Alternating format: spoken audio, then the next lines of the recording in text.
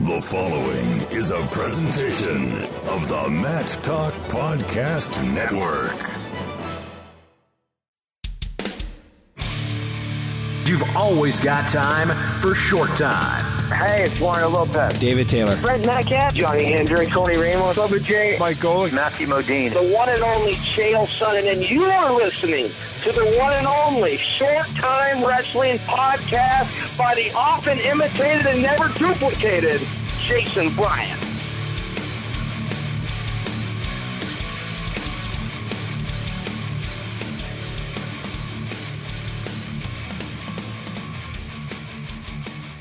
Now here in Fargo with Mark Munoz, coaching freestyle wrestling. It's been a while, man. It's been a long time, man. But I love it, man. I love being here, giving back to the sport that gave back so much to me. And that's something that even through your MMA career, you were always very appreciative and making sure that wrestling was represented well. Why did you feel the necessity to kind of carry the flag for wrestling, even though everybody knew your credentials? That's just who I am. You know, I'm giving credit where credit's due. Wrestling it transformed me to the person I am today. It's given me character, it's given me integrity. Actually, it revealed it even more, you know, and I learned how to be a better husband, a better father through the sport of wrestling, a better person because there's so many things in life that takes you down, but you got to learn how to be able to defend it or counter it and be able to rise above any type of adversity you're coming into. And so wrestling has taught me that. I mean, there's a lot of things that can teach you that, but wrestling was the one that gave me that. So that's why I give back so much to the sport of wrestling, because I wouldn't be the man today without wrestling. So how do you find your way on the Team California coaching staff here at the giant monster that is Fargo? Yeah, so they saw me coaching my club, and my club has now we have some pretty good kids. And so as they saw me get more involved in coaching, and my son is actually of age as well, and so they saw me coaching my son, they're like, hey, why don't you come to Fargo with us? And I said, for sure, I'll be there. And so coaching for me, I was a coach even before I stepped inside the octagon. I mean, when I was at Oklahoma State, I coached for 4 years. I coached at UC Davis for 6, you know, and so, you know, I coached at Cal State Fullerton for 2 years. So it's just, you know, I have a lot of coaching experience, and I was getting my master's in sports psychology, which is basically a master's in coaching. And that's what I love doing. I love coaching. I love impacting kids in a positive way and pointing them to the right direction, whether it be on the mat or also in life. So that's what I'm about, man. That's what I love doing. You mentioned two programs, UC Davis and Fullerton no longer has wrestling. You're in the corner for the most recent match with James Medeiros, who is a national qualifier for Fresno State. What's it mean for you as a Californian to have Fresno State back wrestling Division I? I love it. I love it because there's the talent in California is so rich. We have so many wrestlers that compete on a national level, not just the state level, but the national level. And for us to cut programs in the state of California, it bogs my mind, you know, because now wrestlers that want to wrestle in college, there's less opportunities for them, you know. And so yeah, I'm super happy about that.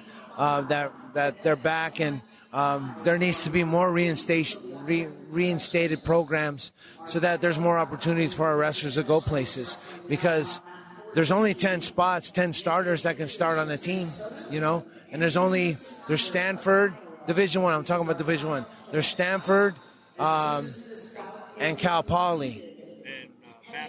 Oh, they're in their transition period, you know. So there's only 2 schools right now out of the almost tens of thousands of kids in the state of California.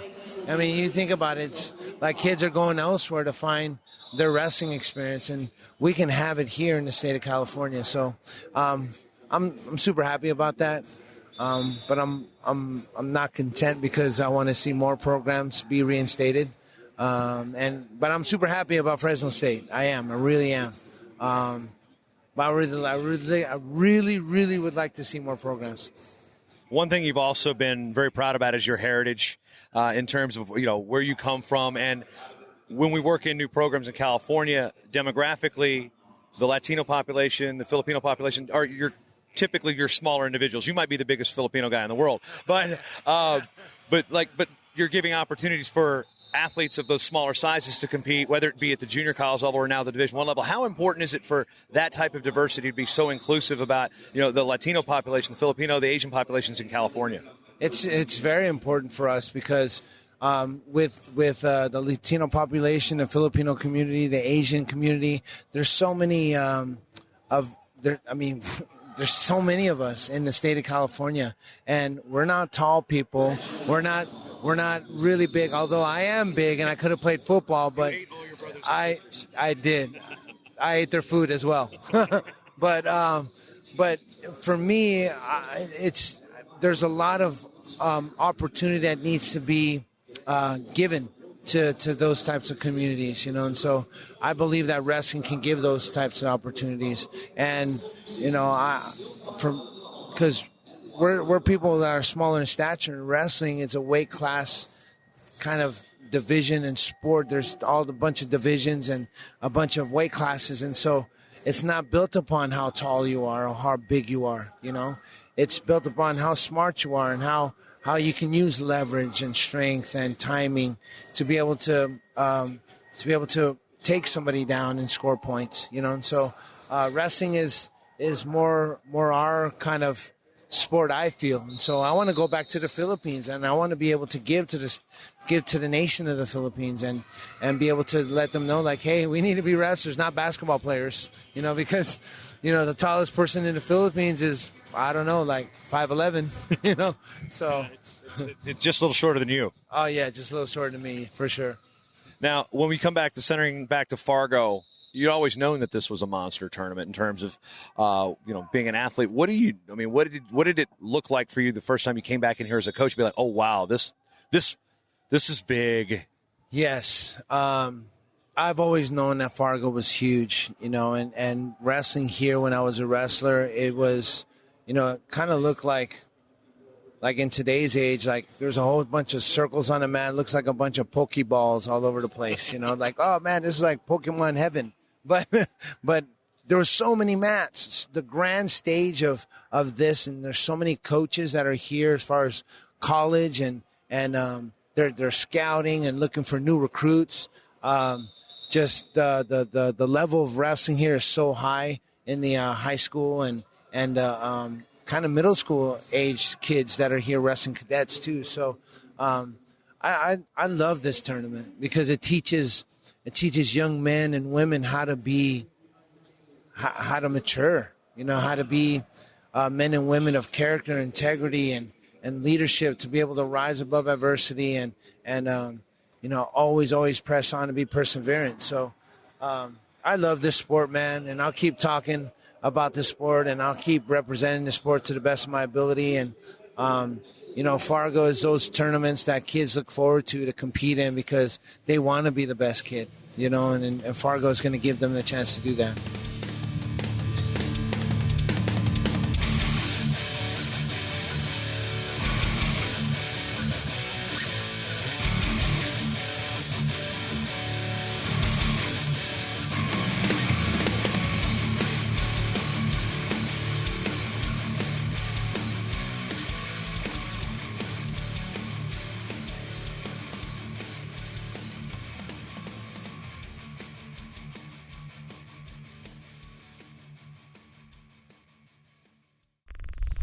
Show is part of the Matt Talk Podcast Network. For more wrestling podcasts, head over to MattTalkOnline.com.